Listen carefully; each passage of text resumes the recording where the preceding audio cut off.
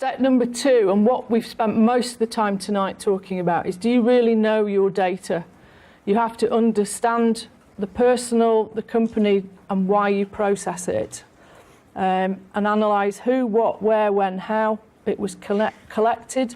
I would say probably 80%, and David, correct me on this, at least 80% of when companies collect data, they don't necessarily record when and how they obtain that data. Probably far higher. Okay. Very few people. And most of it, as I said earlier, 75% is opt-out. And a lot of it, and we've got in our own in-company database, we've got data lasting 22 years. Now, you've got to decide what is a reasonable time length for you to keep that data stored in your systems on people. 22 years is too long. So we've got a big job for us to actually clean through all of our data. Although there are people on that database I've known 22 years, and I still want to keep that information valid and up to date.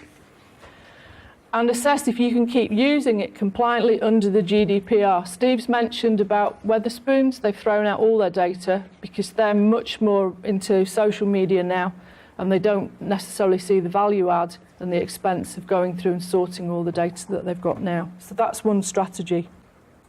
Just to say, there are a lot of tools out there you can use to help you clean data, and organisations that will help you use them as well. So you can do things like remove dead people. You can remove people you've got an address and they've gone, they're no longer at that address. 7% of addresses change every year. So if you've got data that's 10 years old, the chances are 70% of your addresses are out of date. You can find where some people have moved to and update your addresses. You can refine duplicates. People have got there in various ways. You can look at age of records and remove old records. So there's lots of things you can do with the data you've got before you even start thinking about, now how do we get consent? Why keep data that's worthless?